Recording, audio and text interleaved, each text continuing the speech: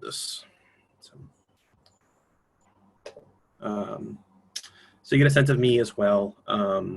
The other thing I neglected to mention yesterday about sort of my background is actually in microbiology. So if you have any questions in related to the current pandemic, we're going to talk about viruses later in the semester. But if you have any questions or concerns or anything about it, I'm more than happy to answer those questions for you.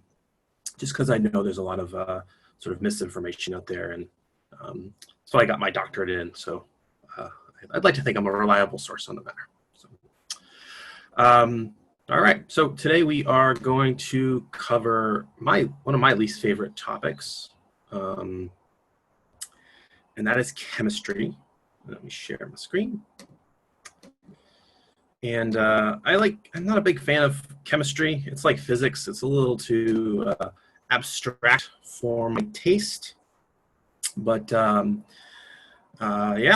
so this is where we're going to start today. And we're going to start with chemistry simply because chemistry is basically fundamental to understanding biology. Life as a sort of a whole is basically just a series of chemical reactions, and pretty much everything about you is also a series of chemical reactions as well. Basically everything you experience, like love and touch and taste, everything just really boils down to chemistry at the end of the day. So in terms of the class today, this is what we're going to cover. If you have any questions, feel free to ask them in the group chat. I'd be more than happy to answer them. I can see the group chat on a secondary computer that I borrowed from my wife, just so it'd be easier for me to see and answer questions. Because I know that answering questions, asking questions is sort of in a talking over me sort of format without me being able to see you raising your hand is kind of a pain in the butt. So if you have any questions, drop them in the group chat during real time, or if you want to talk, that's fine too. And we'll go from there. So let's talk about chemistry. And so, as I mentioned, life is chemistry. We believe, and as you'll see in a few lectures, that life likely arose through spontaneous chemical reactions, and basically everything about life is simply chemistry. All biology is really directed to perform chemistry, and whether it's say a microorganism breaking down food in your intestine, or your brain experiencing some sort of chemical feeling like maybe depression or happiness or sadness or excitement, it's really all just a series of chemical reactions going on inside your body. So chemistry is vitally important to understanding biology. And so in terms of things that we're going to talk about today, again, this course is basic stuff, allow you to sort of get a pretty broad understanding of what we're talking about.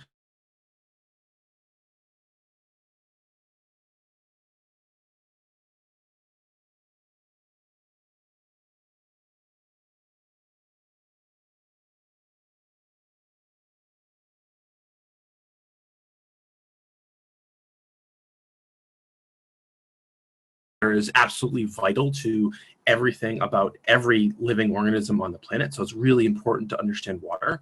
And water is kind of a funky molecule relative to the rest of the molecules in the world. And then we'll talk about pH, and we'll talk about the sort of the implications of pH and what it means. And then we'll finally wrap up by talking about carbon. And this end part about carbon will transition us into our next lecture, where we talk about energy and how we use energy, how we get energy, and why understanding energy is important. So everything is made out of atoms.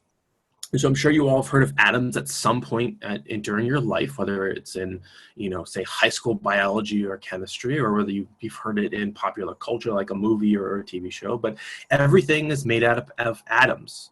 It doesn't matter what it is. It could be a tree. It could be a bird. It could be a glass table. It could be the blinds in your bedroom. Everything is made up of atoms.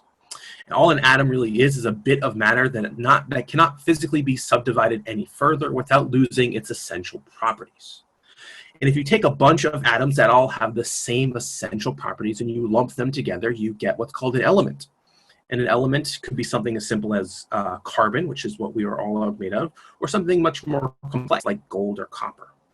And basically an element is any substance that physically cannot be broken down into chemically into other substances. Now, that being said, an atom can be broken down into many, many different parts in bits and pieces. And these bits and pieces, sort of at the most basic level, is primarily comprised of protons, neutrons, and electrons. And again, this is stuff you probably might have heard at some point during time, but we're just going to go through it because it's sort of an important thing to understand. And so the basic building blocks of atoms are protons and neutrons. They're residing in the nucleus. So you can see, say, this atom here or this atom here. So we have a hydrogen atom and a carbon atom, two of the most important atoms on the planet. And you can see the nucleus is a combination of neutrons and protons.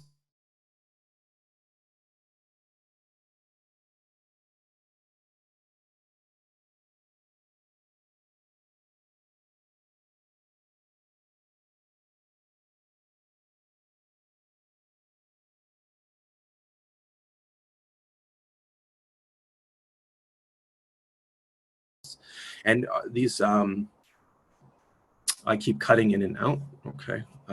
Is this a little bit better, or I guess in what sense am I cutting out? So I'm just moving too far away from the microphone. It seems that's the case. Gotcha. All right. I'll just hover my face right close to the computer screen, and you have to stare at my face. So proton, again, so nucleus made up of protons, neutrons. Protons are positively charged. Neutrons are neutrally charged. And surrounding that nucleus is a negative cloud of electrons. And so this is the basic structural components of all of our atoms. This make up everything on the planet.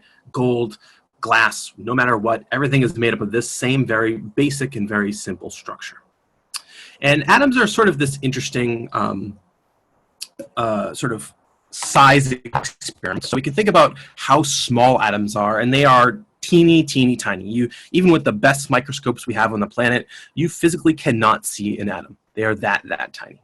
However, if we do a little thought experiment and we scaled up an atom to be the size of Fenway Park, and we place the nucleus at home field, I'm sorry, at the pitcher's mound. So again, nucleus containing our protons and our neutrons. It would be about the size of a marble. And then if we sort of extrapolate it out to where our electrons would be located, our electrons would be whizzing around out by the green monster in left field. And those electrons themselves would be much smaller than a pea. And so what I sort of hope you can see sort of at this sort of just very basic illustration is that an atom is mostly made up of empty space. An atom is about 99% empty space, which is kind of a weird thing to think about, right? You think about, say, like a glass table, right? Or your skin, right? That feels like a hard surface, right? Or something like concrete, right? That feels like a hard surface. But most of what that is actually just empty space, which is kind of a weird thing to think about. I've always thought it was weird. And just sort of as a note of what's going on here, that sort of pushback you get when you say knock your fist on a table or you touch something is actually the electrons interacting. And they actually physically don't touch one another. It's kind of this weird property. The electrons interact, but they don't actually physically touch. They just repel one another. But sort of the key thing to remember is the sort of overall structure of this atom. This is, again, same for every element on the periodic table. And overall, atoms are mostly empty space. You are mostly empty space, which is, again, a weird thing to think about, but we are mostly empty space. And so we have, as I mentioned, all atoms, all elements that we know of. They're just simply atoms that all have similar properties. And we know that, naturally speaking, there are 92 natural elements on planet Earth. And so this starts with the very smallest of all the elements at hydrogen up in the upper left-hand corner and going all the way down to number 92, which is sort of right down in the middle in the sort of the second column here, which is uranium. And so those are the 92 naturally occurring elements. I forgot I could use my mouse pointer to show you guys things. So hydrogen being the smallest and uranium being the largest natural thing. However, through our experiments in the laboratories, we've been able to generate 20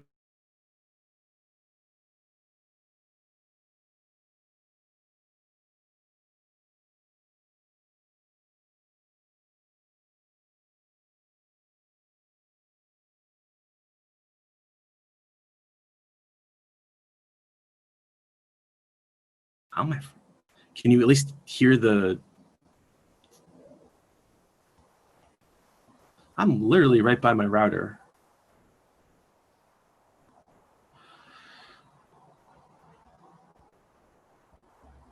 I don't know.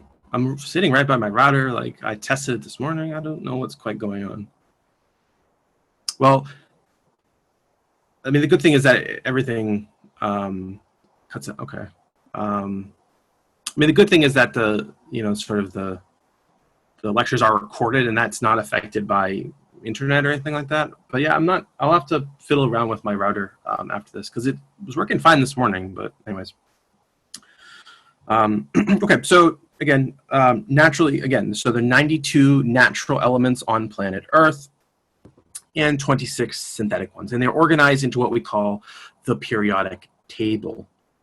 And the periodic table is a really interesting table. I mean, it just sort of looks like a bunch of numbers and letters and symbols, but it actually has quite a bit of organization to it. So things that are, say, below or above each other and, say, columns have very similar properties.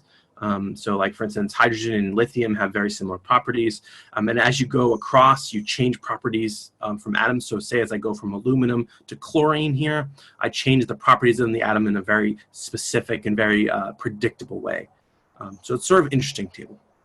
Let's dive into what the periodic table actually means. And so each element, again, all 92 natural and the 26 additional synthetic ones, they all have an atomic number. And this atomic number, so in the case we have here is oxygen.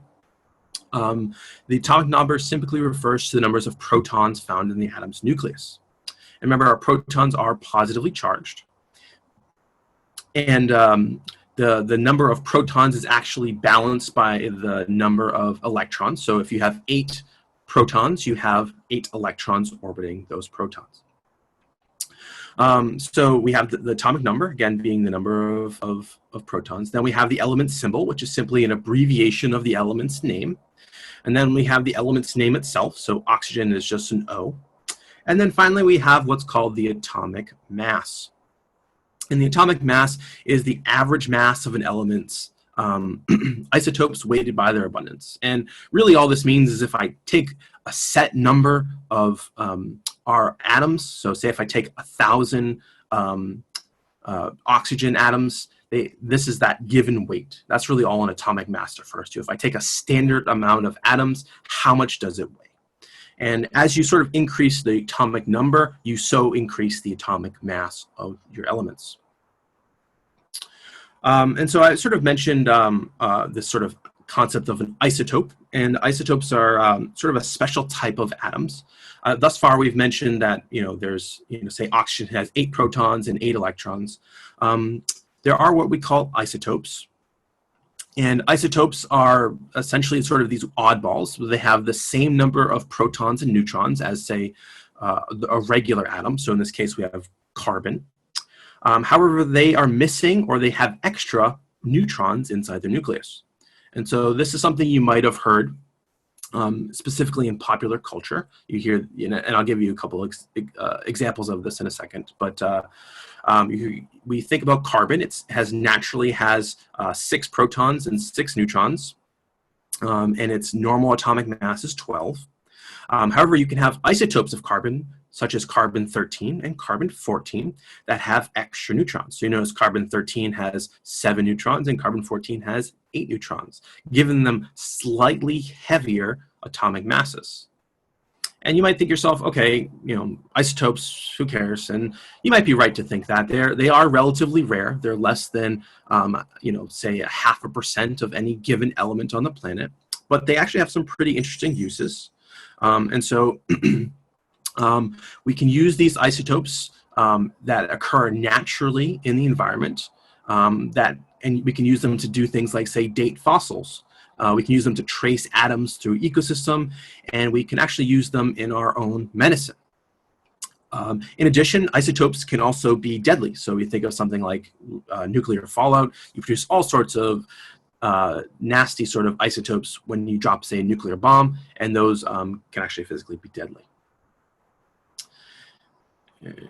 And so in terms of usage, so in naturally speaking, carbon-14 does exist in nature, and plants will absorb carbon-14. And you can actually use how carbon-14 is in abundance in, say, plants, in animals, and dead things in the soil to trace how energy flows through ecosystems. Again, because these isotopes are rare, and they're actually in a pretty consistent abundance across the planet. In addition, you can actually use isotopes to carbon date things. I'm sure you guys have all heard of carbon dating from, say, Jurassic Park. There is a natural abundance of these isotopes in nature, and they are naturally absorbed through plants in animals. And what we can actually do is we can take something like a fossil, we can combust it, and then look at the ratio of different carbons to one another to actually date how old a fossil is. The idea being is that the older a fossil is, the less of the unstable carbon-14 happens, because isotopes are naturally they undergo what's naturally called decay. They sort of transition back to being sort of their normal size. So we can use this natural decay of these isotopes to actually date things, and you all have probably heard of carbon dating from, say, Jurassic Park or something like that. Sort of related to isotopes are what we call radioactive elements. And some elements, such as uranium and potassium, have naturally unstable nuclei. And, and the idea being is that these nuclei, when they are unstable, they simply shed protons and neutrons over time. And so this process is what we call radioactive decay or radioactive decomposition. And as they sort of release these protons and neutrons, in addition, they also release what are called high energy subatomic particles. And and these high energy subatomic particles that come off these sort of radioactive atoms, what makes them radioactive. The idea being you have these high energy particles coming off these atoms, and these high energy particles can actually potentially be deadly. So thinking about, again, nuclear fallout is sort of the easiest way to think about it. It sheds all these radioactive particles, and that can then be damaging to life as a whole. And so sort of just thinking a little bit more about why sort of understanding atoms is important for understanding nature. A really important process that makes life possible, not just here, but likely elsewhere in the universe, is this process called nuclear fusion. And the idea being is nuclear fusion is what powers our sun. And so every second in our sun, this process of nuclear fusion occurs. The idea being is you take very small nuclei. So in this case, we have protons. You smash them together with a lot of pressure from gravity in the sun. And what this does is it creates helium. And in the process of creating helium, it also creates a lot of energy. And this energy that we create by fusing two hydrogen atoms together ultimately comes to us in the form of heat, right? Sunlight. And so this process of nuclear fission, by smashing two atoms together, making a larger atom, produces a lot of energy, which ultimately powers the planet, right? This sunlight is what drives every process on our planet. Every form of energy that we have really sort of comes back to this idea of nuclear fusion. That's in contrast to a process that we've developed here on the planet, which is called nuclear fission. The idea being nuclear fission is splitting of a large nuclei. So it's sort of the opposite of nuclear fusion. And this is what powers nuclear power plants. The idea being is you could take something that's unstable, like uranium, smash a neutron into it, and what ends up happening is that splits the uranium into two smaller atoms, which in turn releases not only radiation in the form of radioactive neutrons, but it also releases a lot of energy. So this is what powers nuclear power plants. For those of you that are from Massachusetts, we used to have, well, I think it's still going. I think they're going to shut it down soon, but we used to have a nuclear power plant in Plymouth, Massachusetts, which isn't too far from where I live currently. But this is what powers nuclear power plants. And again, what makes nuclear power plants good and bad is that this process produces a lot of energy, but again, it does produce these radioactive particles, which can be particularly damaging to life. So, with that out of the way, let's talk about humans. Let's talk about life. we sort of have the foundation of what atoms are made out of, but what elements, what atoms make up the human body. And principally speaking, the human body is comprised of 25 core elements. So if you weigh 200 pounds, pretty much 99.9% of that 200 pounds is only basically 10 elements. In particular, it's 4 of the big elements. So the big 4, when we think about elements in the human body, and not just humans, but all life in general, is oxygen, carbon, hydrogen, and nitrogen. So those are the big 4. They comprise 96% of your body mass. And you'll see why these are important shortly. Other atoms we have that are important include calcium. So you guys know your bones are made out of calcium. Phosphorus is an important component of your DNA. Potassium helps your muscles move. Sulfur has all sorts of uses, including making your farts kind of stinky. And then sodium and chlorine, which again help your muscles move. So those are the others, but again, you're mostly comprised of the big 4. And then you also have what are called trace elements that comprise less than 0.1% of your body. And there's another 15 that are associated with those. So again, these are the big 4: oxygen, carbon, hydrogen, and nitrogen. And then we have sort of the other big players, including, again, calcium and phosphorus and stuff like that. But we have, again, what are called trace elements. So these are elements that inside your body are in very low concentrations, but they actually are really, really important. Many of you might not recognize many of these, but some of them you might, right? You might recognize copper. You need copper for certain parts of your body. Some of you might recognize fluorine. That's what's in fluorinated water. Many of you might recognize iodine, which is in iodized salt. So like you went to the store and you bought Morton salt, it's iodized salt. That's something you get there. And you also might recognize, say, like iron. And these trace elements, they're not super duper important in terms of, I guess I should say that relative to the sort of the most abundant elements in your body, but they do serve a purpose and we do need them in our everyday life. And so if you have a deficiency in a trace element, it can lead to some pretty serious health complications. And one of the best studied trace elements and one of the greatest success stories in terms of modern, one of the greatest success stories of, commercial use of modern medicine is actually the treatment of what's called iodine deficiency. So this woman here, she has what's called a goiter on her neck. And this goiter is a result of what's called iodine deficiency. Again, iodine, you'll notice iodine, it's a trace element. And so iodine deficiency causes these goiters, which can lead to some pretty serious complications. And I said this is one of the greatest successes of sort of commercial use of medicine. And I mentioned iodized salt previously, and the proliferation of iodized salt has actually removed this problem from at least Western societies. You still see this in sort of indigenous peoples and sort of poorer areas of the world, but at least in Western cultures, we've pretty much eradicated this sort of trace element deficiency by just eating salt that has iodine in it, thus preventing these things from happening. But there are all sorts of other trace element deficiencies. Many of you have probably heard of, say, anemia, which is a deficiency in iron. And there's all sorts of other deficiencies out there in terms of trace elements. And so they're not that abundant inside you, but they can cause some pretty serious health effects. In addition to sort of trace elements, another sort of important type of not an element, but in terms of as we'll find out, what's called a molecule is actually what we call vitamins. And I first was exposed to vitamins with the awesome Flintstones chewable tablets, which are, I will still maintain, the best vitamins on the market, especially for someone who likes sweet things. But vitamins are another chemical compound that we need in small amounts. And so you all have heard of these. You see them on packaging when you buy food. You have all sorts of B vitamins, vitamin E, vitamin K, vitamin D, and so on and so forth.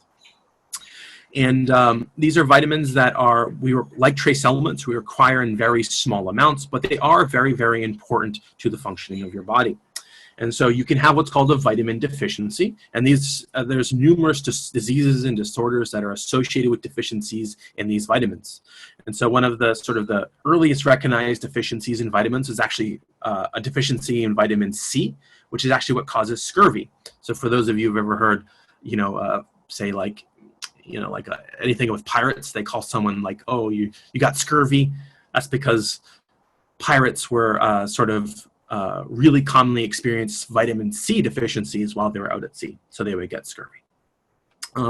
So vitamin deficiencies can cause diseases. They can be as sort of well known as scurvy, but there's all sorts of diseases and deficiencies associated with the deficiency of vitamins. That being said, one thing people always ask me, and I tell my wife all the time because she likes to take multivitamins, is that actually there's no, in terms of the current scientific consensus by doctors and research scientists, there's actually no discernible health benefits from taking vitamins every day. So taking vitamin C every day or taking vitamin B every day really has no health benefits long-term wise. This is a really great benefit, really great article from John Hopkins that talks about sort of that thing. Really the only time that you need to be taking vitamins is when you actually have a deficiency. So just thought, people always ask me about vitamins, so I figured I'd stick this one in here. So up until this point, we've talked about just atoms, but you can join atoms together. And so as I sort of alluded to on this slide, you have a bunch of different atoms joined together. And once you join two or more atoms together, you make what's called a molecule. And so we can think about a very simple sort of example here where we're making oxygen. So if we join two atoms of oxygen together, we make what's called diatomic or O2 oxygen. And this is what we breathe every day. And when we're thinking about joining atoms together, they can be the same atom, so two oxygens, or two completely different atoms together. So this is a very simple example, making diatomic oxygen. Conversely, we can think of something like making table salt. So we can join sodium and chlorine together, and we make what's called sodium chloride, and this is table salt, right? Take two very different atoms, sodium being a metal, chlorine being a gas. We mix them together, we get a solid, and we get a salt. So sort of everyday applications of making molecules. And we can just look at another example where we can join not just two things together, but we can say join 4 hydrogens together and 1 carbon together, and we can make methane. So this is what's in cow burps. This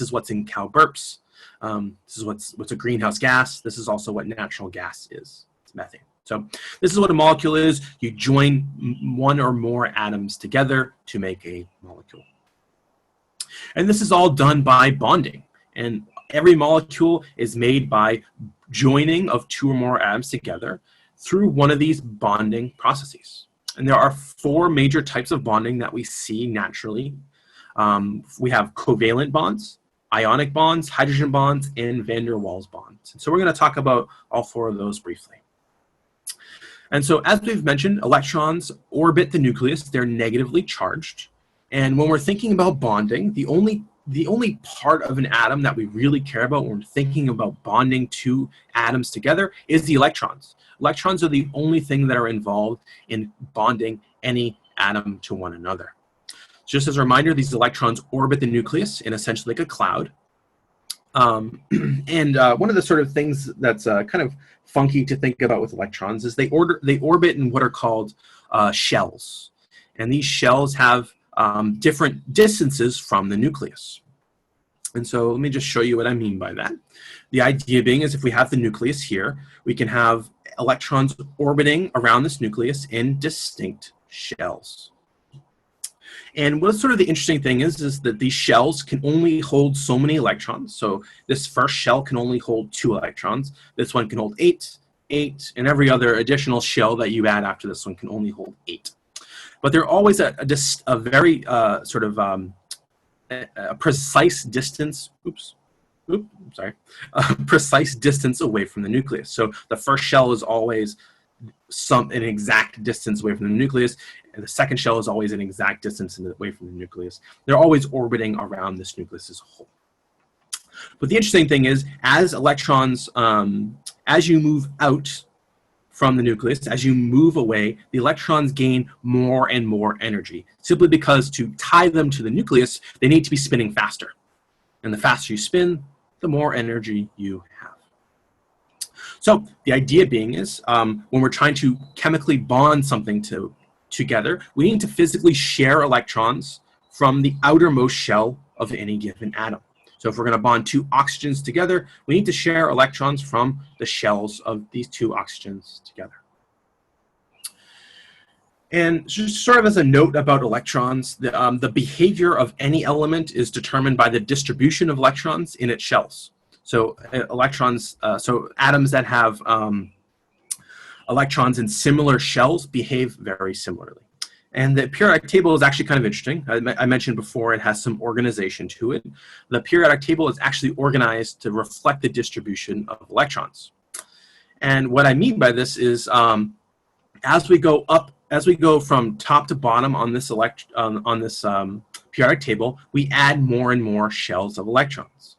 So the very first row we have here, we just have hydrogen and helium. These only have one shell. And this one shell can hold a maximum of 2 electrons. And that's the same thing for hydrogen and helium. But as we go down to the second row, we add a second shell of electrons. And this second shell, again, can hold a maximum of 8 electrons. But what you notice is that, say, something like lithium still has that first shell of electrons. But again, it's added that second one. And as you'll notice, as we move from left to right on this periodic table, we're adding more and more electrons. So by the time we get to this final column, we have 8 electrons in that second orbital. So it's completely filled.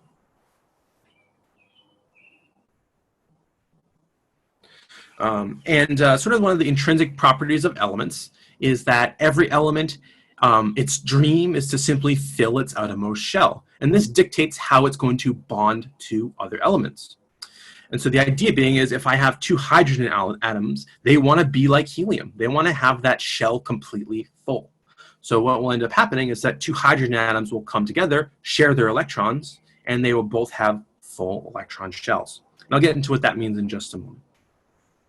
But I just want to just sort of make note of something, because there's a problem in your homework set that talks about this. But atoms that are in columns, so we have, say, oxygen and sulfur here, or nitrogen and phosphorus, they actually have similar properties. And again, every element's properties is dictated by how many electrons it has. So in terms of its behavior, like if it's going to bond or not bond, who it's going to bond with, the electrons determine that. So something that, like oxygen and sulfur here, right, they have 6 electrons in their outer shell, and thus they will behave very similarly. And again, this is the same thing for oxygen, sulfur, carbon, silicon, beryllium, magnesium, and so on and so forth. Everything sort of stacked above or below one another has similar properties, will bond to very similar types of atoms. So just keep that in mind. There's a question on your homework about it. It's a tricky question, but I figured I'd just make mention of it. So now that we know about electrons, let's go back to bonding. Bonding is the joining of 2 or more atoms together. And again, there are 4 different types of bondings. But when we think about bonding, it's generally speaking about sharing electrons. How atoms share electrons with one another, it will dictate how they bond with each other. So we're going to start off with the most important type of bond, which is the covalent bond. And this is the sharing of electrons between 2 atoms. And again, a bonding can only occur between 2 atoms if their outermost electron shell has room for more electrons. And covalent bonds can be the sharing of 2 electrons, 4 electrons, or 6 electrons. And by sharing a single electron, it creates a single bond. By sharing 4 electrons, they create a double bond. And by sharing 6 electrons, they create a triple bond. Let's talk about let's show that at a very basic way. So we have 2 hydrogen atoms here. And each one has 1 electron in their outermost shell. And remember that very first shell of hydrogen can only hold 2 electrons. So they both have 1 electron and 1 vacancy. So to make a covalent bond between these 2 hydrogens, what they will do is they will actually just share their electrons with one another. The idea being is they still retain possession of their electron, but they get close enough physically to one another that the electrons will interact with one another. So the electron, say, from this hydrogen will interact with the nucleus here, and the electron from this hydrogen will interact with the nucleus here, basically just sharing of electrons. And what this does is it actually allows these atoms to physically fill their valence shell. They don't physically capture the electrons from the other element, the other atom, but they share them, thus allowing them both to fully fill their valence shell of electrons. So that's just a sort of a basic of what a covalent bond looks like. We can step it up and think a little bit more, complex. We can think about two oxygens joining together. So remember, oxygen has two shells of electrons. The innermost one is full, and they have 6 electrons in their outermost shell. And what ends up happening is when two oxygen molecules bind together, they produce O2, which we've sort of talked about a little bit. This is what you breathe in every day. This is what powers you as an individual. But they share 2 of their electrons with the other oxygen.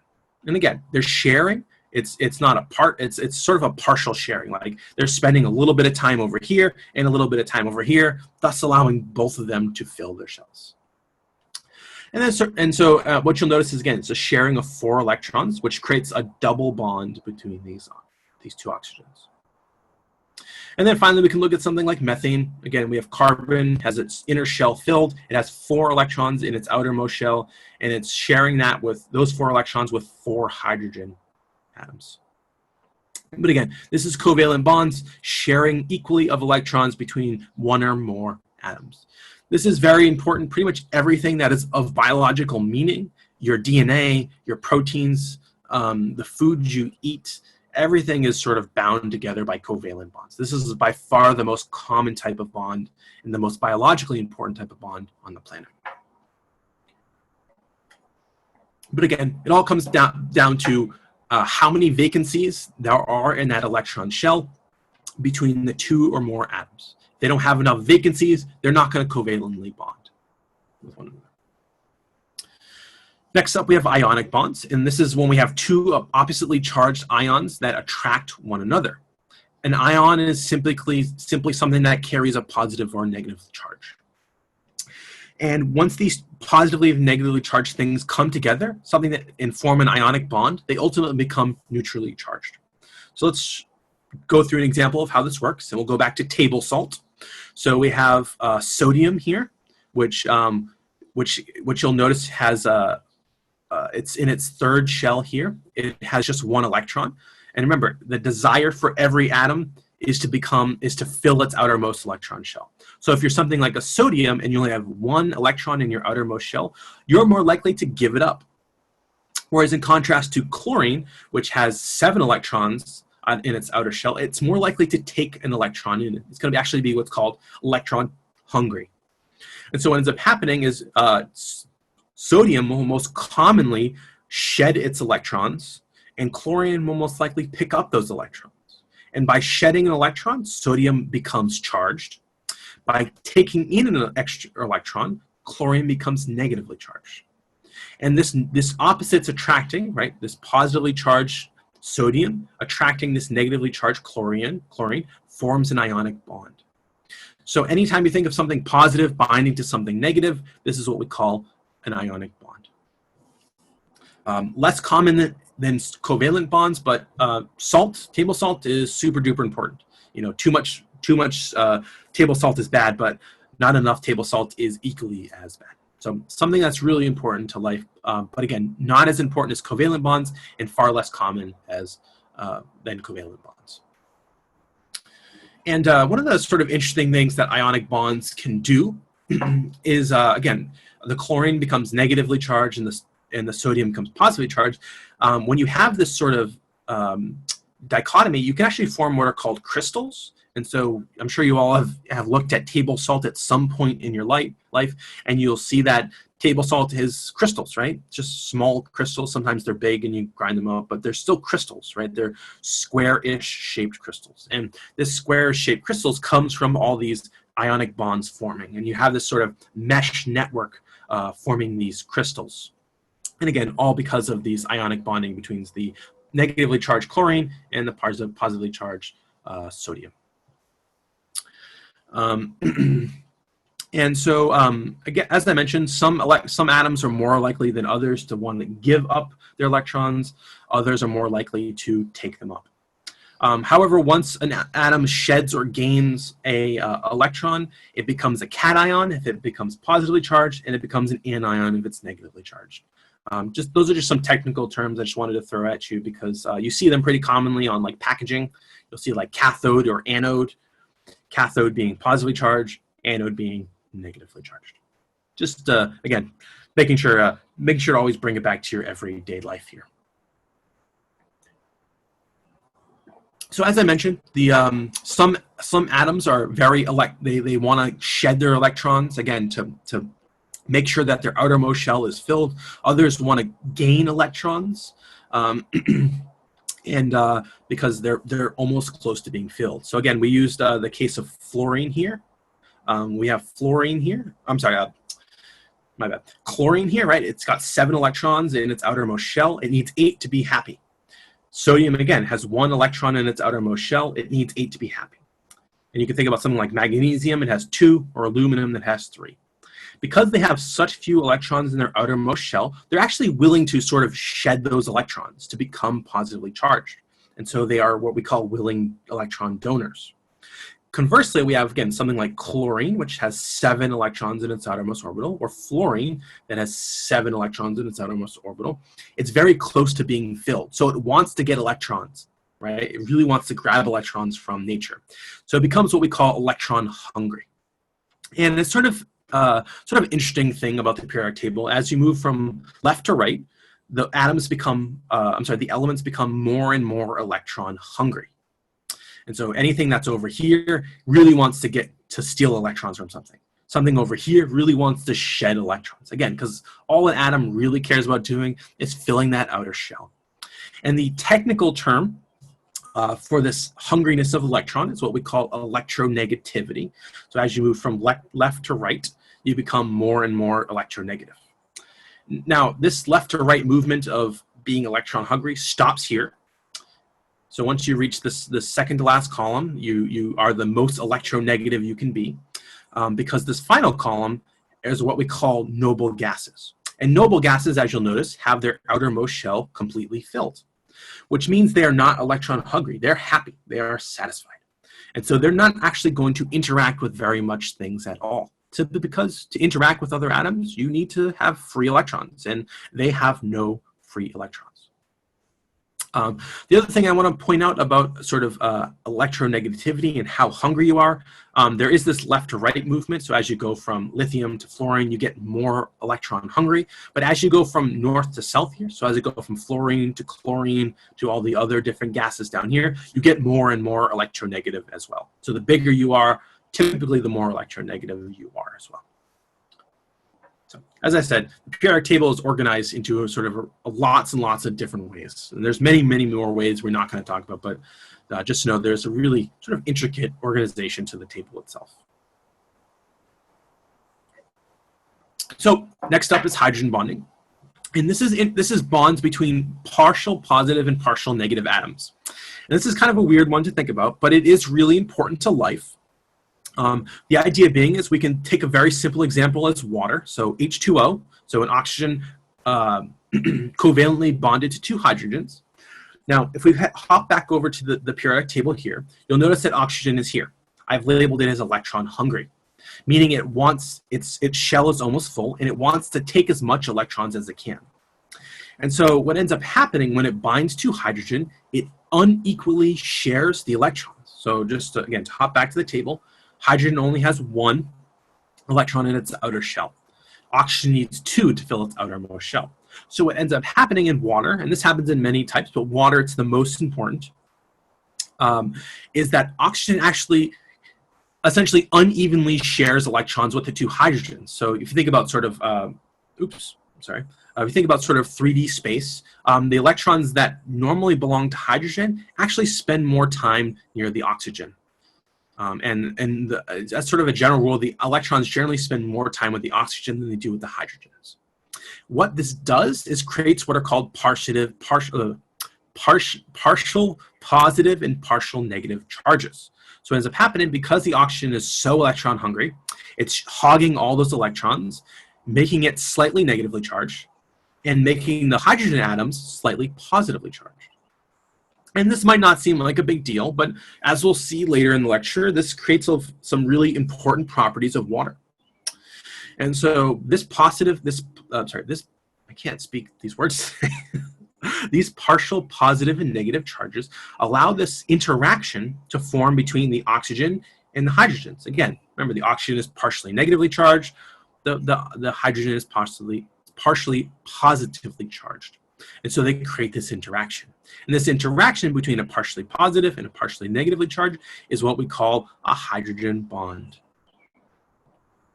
And this will become clear much later, a little bit later in the lecture, why this is important. But this type of bonding is important for holding together your DNA. It's important for why water is so important to you as an organism. So we'll come back to it later. Just keep this hydrogen bonding in mind for the time being. And the final type of bonding is what we call van der Waals forces, and these are basically weak electrostatic interactions between atoms. So electrons just simply interacting with one another. And these van der Waals forces are what allows organisms like reptiles to climb glass surfaces. And the idea being is that you have these weak forces, this weak attraction between atoms at the molecular level that allows things to sort of stick together, to hang on together. And our lovely reptiles here have taken advantage of this to allow them to climb completely smooth glass surfaces. So if you look at an electron microscope of the foot pad of any, say, gecko or any lizard that can climb glass, it looks like this. Lots and lots and lots of free surfaces. And at the molecular level, again, 1 micrometer, meaning 1/1,000,000th of a meter, so very, very tiny scale. See, there's a lot of surface area. And what this surface area allows, what happens is it just puts more atoms out there, which allows van der Waals forces to take over. So you have much, much more surface area on the foot of these organisms, which allows them to interact at the molecular level to, say, any surface they're trying to climb. And so that weak interaction between atoms, which happens a lot on the foot of a lizard like this because it has so much surface area, allows it to climb walls, which I think is pretty cool. This type of force is really common in nature. It's just not that important. This is just one example of why it's important to biology, but there are others. But again, it's not super duper important. It's cool because, you know, climbing glass is cool, you know, like Spider-Man style, but you know, not that important biologically speaking. Okay, so that's bonding. Some bonds, as we've talked about, they're more common than others, and there are some that are more important, but there is a sort of a hierarchy to strength. The strongest bonds in nature are covalent bonds, followed by ionic bonds, then hydrogen bonds, and then van der Waals forces. The types of bonds, presence, and the amount of bonds can determine the shape of molecules. And one of the sort of interesting things about biology, and I don't know if this is true about other sort of disciplines in life, but in biology certainly, shape is very important for function. The shape of an atom, the shape of an organism, the shape of anything is important for how it functions in biology. And this will become clear later in the semester when we talk about proteins, but keep that in the back of your head. Shape and function are inextricably linked together in biology. And so we can, we can look at some shapes in biology and why they're important. So we can look at water, and water has a very sort of consistent shape. Water always takes this same shape here. And again, it's all due to the bonding that's occurring. So water always looks like this little Mickey Mouse shape. Water always looks like this. And again, it's all due to the bonding that's present. We can look at another molecule we've looked at, like methane. Methane always takes this tetrahedron shape here.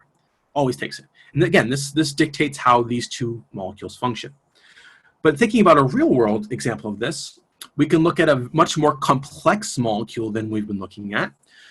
We can look at what's called endorphins, and these are sort of feel-good chemicals inside your brain. They're what we call neurotransmitters. They make you feel good when you, say, take a medication, or maybe you see someone that you love or you care about.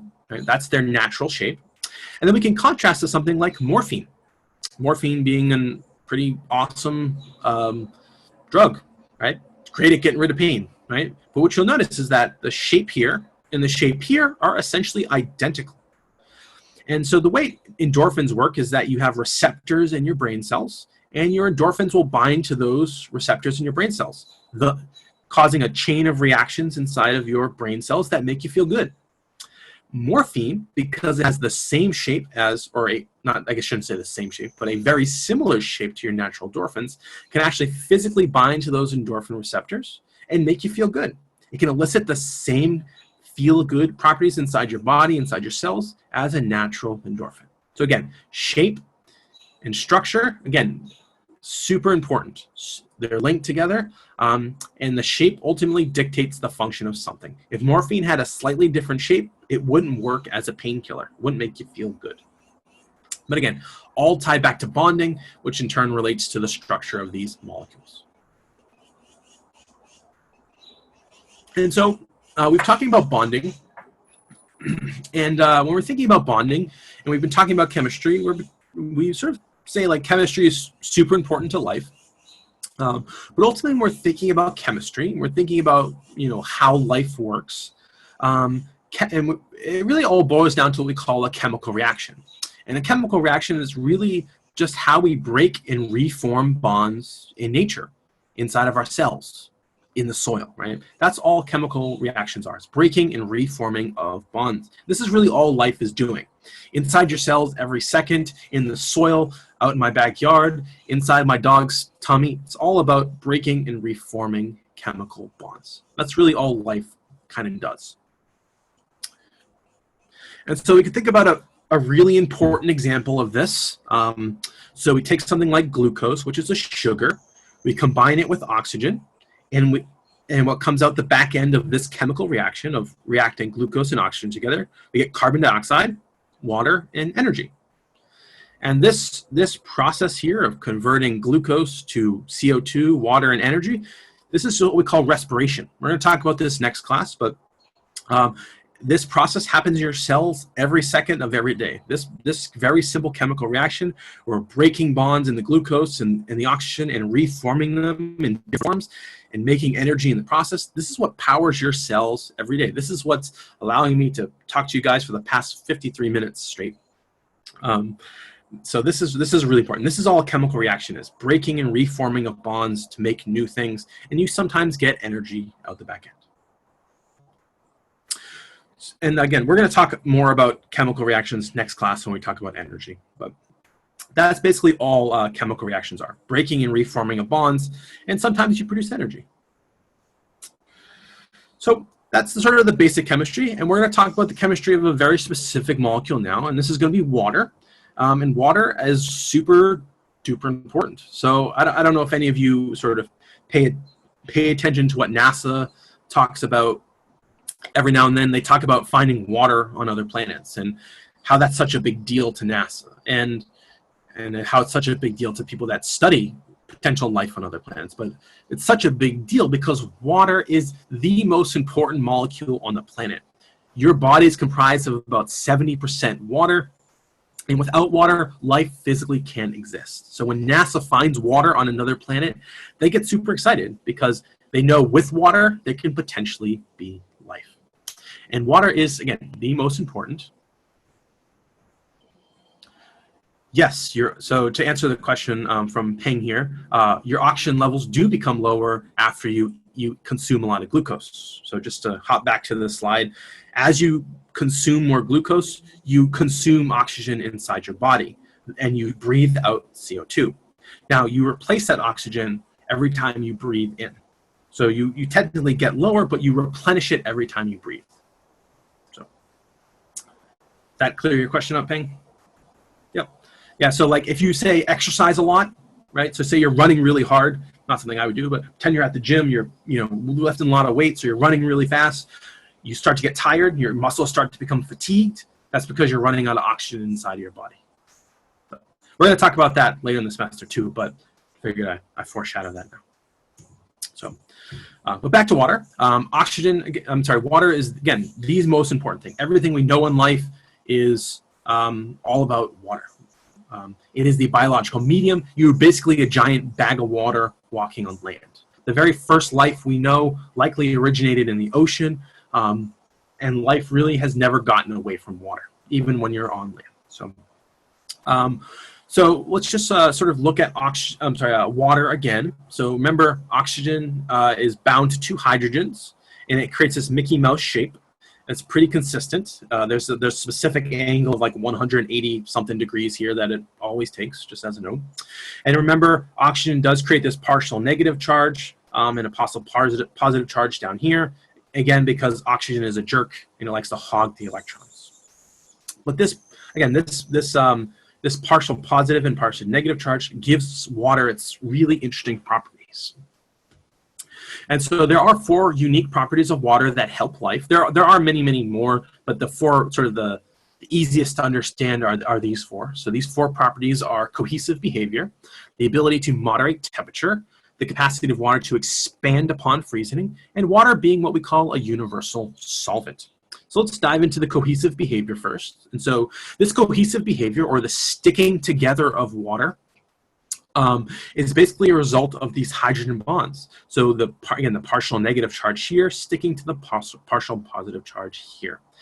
This makes water very sticky to itself. So when you say go out, in the morning and you see like potentially like morning dew on the grass, that stickiness of that sort of that bubble of water on the grass leaf is all due to the cohesiveness of the water sticking to itself.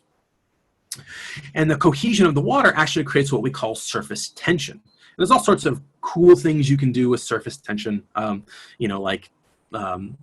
terms of like fun experiments. But surface tension is essentially this idea that water, when we put our hand in water, it goes right through. But water has this tension to it. It has this sort of like this upward, think of like a plastic film over say a bowl of cereal or something like that. This sort of like this tension that you can push on and it will eventually break, but it can take a little bit of pressure. And this the surface tension of water is all due to these hydrogen bonds, this cohesive nature of water.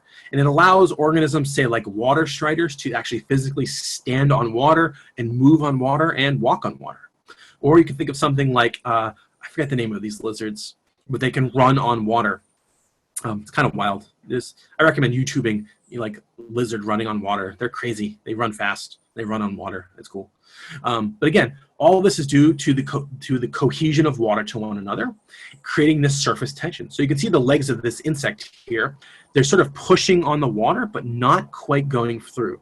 And what's happening is they're applying pressure from their weight, and the water is pushing right back with the sort of the cohesiveness of this water, creating that surface tension, which I think is pretty cool. These are cool insects, by the way. In addition, the cohesion allows water to adhere to surfaces. So the water sticking to itself, then sticking to the leaves of plants, allows water to hang on to grass in the morning, right? Form bubbles, right? To form little pockets of them on grass leaves or leaves of trees, or even on your skin as, say, like sweat, right?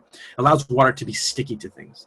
And this might not seem very important, but this cohesiveness of water is actually really important. So you can think of something like any tree, right? So in my backyard right now, I have dozens of trees that are 60, 70 feet tall. And all those trees need to physically get the water that's in the ground and pump it all the way up to the top of their trees, right? Their leaves need water, right? The tree needs water to survive. And so the trees rely on the cohesiveness of the water. So as they draw in water from the roots, it moves up the center part of the tree, called the xylem. That's not important, but that's just what it's called. And the idea being is the water will stick to one another, essentially pulling it up the tree. So the cohesiveness of water will allow essentially think of like a rope. You can picture like there's like an imaginary rope at the top of the tree, and it's basically just never ending. The water is pulling itself up the tree trunk at basically all hours of the day by this cohesive force. So it might not seem sort of like an important thing, water sticking to your skin or water sticking to the leaf of a plant, but this cohesive nature of the water allows water to move up a tree without the tree really expending any energy, which allows trees to grow really tall, right? So in this example here, we have a sequoia, and allows water to move upwards of 300 feet from the ground. And it's even deeper. The roots of sequoia trees, just as a note, can be sometimes hundreds of feet deep. They're crazy. But again, this is an important thing, right? We need trees, right? We need plants to produce oxygen so that we can breathe, right? So this cohesiveness of water, it's kind of cool with the lizards running on water, but it is a really important biological process here because trees don't have a heart, right? They can't pump this water. They don't have a pump, right? They rely on the natural cohesiveness of water to move it from the roots to the shoots. Next up is the water's capacity to resist temperature change, and this one's pretty directly tied to you as a person. And sort of one of the interesting things is water heavily resists temperature change. So when you, say, try to boil a pot of water, it takes a while for that water to boil, right? Especially if it's a big pot of water, right? And it's simply because water does not like to change temperature. It likes to remain constant. And it does this because it's always constantly reforming and breaking its hydrogen bonds. This allows it to absorb a lot of energy. Just some terminology that we're going to talk about tomorrow, but just to sort of foreshadow it is kinetic energy, which is the energy of motion, heat, which is the total amount of kinetic energy due to the movement of atoms and molecules. So anytime you think about heat, it's how fast the molecules are moving. So if it's really hot outside, the molecules are moving fast. If it's cold outside, the molecules aren't moving very fast at all. And then finally, temperature, which is the intensity of heat. So when we think about temperature, it's simply how fast is the molecules moving, and if they're moving fast, it's hotter. But water does not like to change temperature. For water to, say, go from cold to hot, it requires a lot of energy. It requires investment of a lot of energy to make those water molecules move fast. And again, it's all because of the breaking and reforming of these hydrogen bonds inside, say, any type of water.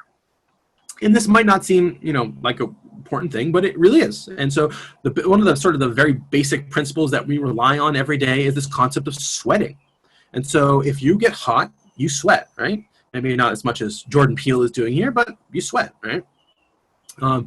As we sweat, your body is doing it because it's hot. So the heat from your body is leaving your body, going into your sweat or the water.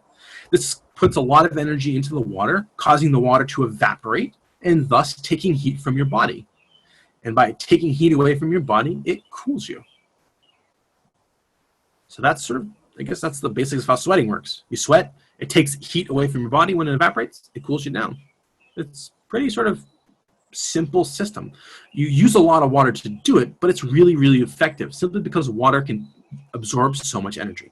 If we sweat something else, if we sweat, say, think of a liquid. If we say for some reason we could sweat methane, liquid methane, it would not take as much energy away from our bodies as water does. But water is special. And another way we see this is actually in our coastlines. So for those of you that have been in, say, on the coast, well, actually you're all UMass Boston students, so you should all know this. When you're on UMass Boston's campus, it's nice and cool, right? We get that nice cool ocean breeze. It's nice on our campus typically. But when we go out into the city of Boston, it starts to get hot. And we see this in Boston, we see this in New York, we see this everywhere. And we see this in California. And I like to use the example of California because this is something I experienced a couple summers ago, and it was so stark that I was just amazed. So when I was out in California a couple years ago doing some research, I was outside San Diego at a research facility. We were working on the coast. It was 50 degrees. It was beautiful. It was the middle of July, but it was 50 degrees. It was awesome. And so we were here. We were working on the coast, collecting plants, doing plant stuff. We moved inside to a site out here, outside of Palm Springs, and it was 115 degrees. So we went from being nice and cool on the coast at about 50, 60 degrees, all the way to about 115 degrees in the coast.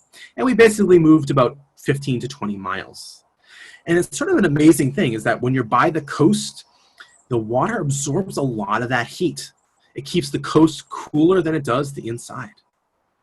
It's truly amazing to sort of experience this, like especially if you go to someplace like San Francisco, where it's nice and cool, and then you move out to say like any of the other sort of the burbs of San Francisco. It's really really startling to sort of see that.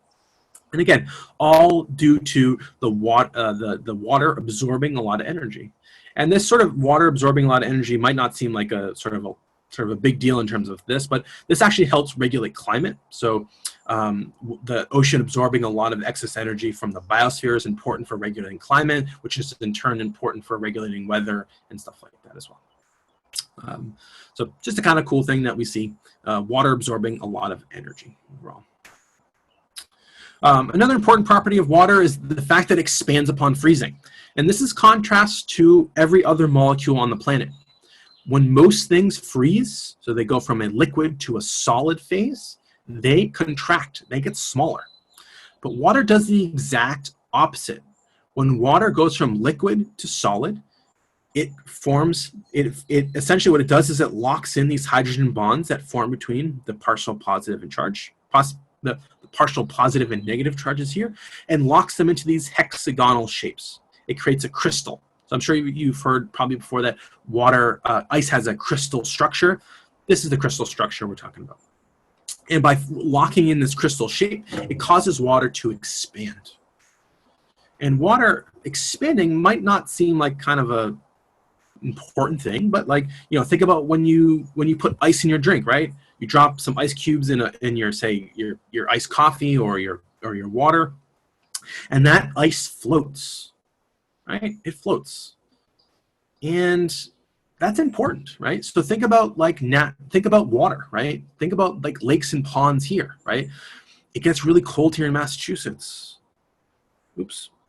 Really cold here in Massachusetts. Our lakes and ponds freeze, but they don't freeze all the way down to the bottom. What ends up happening is the ice sort of hangs out on top and insulates the water below, which then protects the life below. So it allows life to survive in lakes and ponds and things that freeze, sometimes even the ocean, by simply insulating it below. So it allows things to sort of overwinter, which is sort of an important process to keep ecosystems going from year to year. Next up is water being what's called a solvent. And anything, when you hear the word solvent, it means anything that can dissolve something else. And water is what we call the universal solvent. Most compounds on the planet outside of oily things can be dissolved in water. And water is fantastic at dissolving things. And this is all due to its hydrogen bonds. And so let me show you what this looks like. So we can think about water essentially dissolving table salt, right? We have sodium and chlorine, right? This is our table salt. What ends up happening is that these partial positive and negative charges essentially rip apart the sodium chloride. And what they do is they essentially surround the positively charged and negatively charged atoms, sort of like in this shell, keeping it dissolved, keeping the sodium and this chlorine from coming back together. That's all really dissolving something in a substance is basically just pulling it apart and not allowing it to come back together. So water dissolves the sodium chloride by essentially preventing, through these hydrogen bonds, from the sodium and the chlorine coming back together. So when you dump table salt in a pot of water and you're going to boil it or something like that, this is what's happening at the molecular level. The water's ripping it apart and isolating the sodium and chlorine from one another. So those are the properties of water, 4 properties. Again, there are many, many, many more properties of water, but those are the 4 most important ones for life. And there's a lot more other sort of uses for those properties, but I just wanted to give you sort of a basic overview, show you some of the cooler properties that water has. But now we're going to switch gears a little bit, and we're going to talk about what's called pH. And pH is simply the measurement of the amount of hydrogen ions in a liquid. And it's sort of a really easy concept to understand, which I think is nice, but it's also a really important concept for biology as a whole. And so some of you, you might go to, I was at Whole Foods the other day because they make these whoopie pies that I find delicious. They don't pay me enough to shop at Whole Foods, but they do for whoopie pies. And you see these waters that are alkaline water. And this alkaline water you see has a pH of 8.8. And this pH of 8.8, again, refers to just to how much hydrogen ions you have inside of solution. Just as a note, there are no health benefits to drinking alkaline water over non-alkaline water. Just figured I'd point that out. But ultimately, any liquid can be in one of three states. It can be acidic, neutral, or basic. And so when something is very acidic, it has more hydrogen ions in its solution. When something is neutral, I'm sorry, let me take one step back. It has more hydrogen ions than what we call hydroxide ions. So hydrogen ions being just H+, hydroxide ions being OH negative. So that's an acidic solution, more hydrogen ions than hydroxide ions. Neutral solution is when hydroxide ions are in balance with hydrogen ions. And a basic solution is when you have more hydroxide ions than you do hydrogen ions. Very, very basic stuff. That's sort of the scale. Acidic, neutral, or basic. And the pH scale itself is just a reflection of how acidic or basic something is. So a pH of 7 is completely neutral. So pure water, if you have water with nothing in it, no ions, no nothing, it has a pH of 7. But as you increase the pH, as you go from 7 to 8, 8 to 9, and so on and so forth, you become much more basic or much more alkaline. That's another term for being basic, is alkaline. And as you move up, you, again, are increasing the amount of hydroxide ions you have while decreasing the amount of hydrogen ions that you have. So some common things we see that are very basic include like baking soda. Your blood is almost a neutral pH, but it's pretty close. Things that are very basic include ammonia and bleach. So again, much more hydroxide than hydrogen ions. On the opposite side here is we have things that are very acidic. Again, more hydrogen ions than hydroxide ions. And these include things like your morning coffee, orange juice, soda, stomach acid, and so very, very acidic. Again, more hydrogen ions than hydroxide ions. Pretty straightforward. And there's a very important intrinsic property of the pH scale that I really want to hit home, and it's sort of denoted here in this little note here. But as you go from 3 to 4 or 3 to 2, it's a log scale. So as I go from, say, if we make this sort of basic calculation that if I have 100 hydrogen ions here, as I go from 3 to 2, I now have 1,000 hydrogen ions. As I go from 2 to 1, I have 10,000 hydrogen ions. So this is a log 10 scale. So this changing from 2 to 3 is a change in 10 times the amount of hydrogen or hydroxide ions. So it's a log scale. And what this means is that going from 4 to 5 is a big deal. You're changing something by a factor of 10. So small changes on the pH scale are actually meaningful changes. So that's a really important thing to think about the pH scale. It might not seem like a lot, but it really is because it's a log scale. And I believe there's a question on your homework about that. So just thought I'd mention that. And this has some real world applications. And so I just wanted to talk about a really interesting case of sort of funky pH in nature. And then I'll talk about a medical case after this. And so I have a colleague that works up in the Adirondack parks. And one of the things that I learned by speaking with her about this is that during the 1970s, there was this mass fish die-off in the Adirondacks. They have tons and tons of lakes. There's hundreds of lakes up here. They were seeing this massive fish die-off in the Adirondack Park. And the other thing they were doing is they were also seeing a mass die-off of sugar maples and other types of trees, but in particular they were seeing a mass die-off of sugar maples, which is a multi-billion-dollar industry. And so they asked the question, what the heck's happening here? And what they did is they discovered that the water quality of these lakes was greatly deteriorated. They were finding highly acidified lakes. Okay, so what's going on? So they surveyed 3,000 lakes, and they found that 20 to 40% of those were acidified. And this still happens today, but it was really prevalent in the 70s. And what they found is that the lakes themselves were dropping to a pH of about 5, which, if you look at the pH scale, is about the pH of black coffee. Your average lake itself is generally at a pH of about 7, 7.5. So the pH of the lake was dropping from 7 all the way down to 5. And again, log scale. So that's a 100-fold change in the concentration of hydrogen ions. So it's 100 times more acidic. And what they were also finding is that the rainwater, which was normally a pH of 7, was actually about a pH of 5.6. What was happening is there was a lot of CO2 dissolved in the water, which was thus creating a compound called carbonic acid. And so they were finding that the pH of the rain was significantly decreased, and the lakes themselves had a very significantly decreased pH. So the lakes are acidified, but the question is, how did all that CO2 get into the rainwater and acidify the rainwater? Well, simple case here is that coal-burning power plants, oil-burning power plants. So when you have the combustion of any fuel, you release carbon dioxide, you release nitrogen oxide, which is denoted by NOx, carbon dioxide, and then you release sulfur dioxide. They mix with the water, and they make the rain acidic. And then when this rain falls, no matter where it is, it's essentially turning the areas more acidic.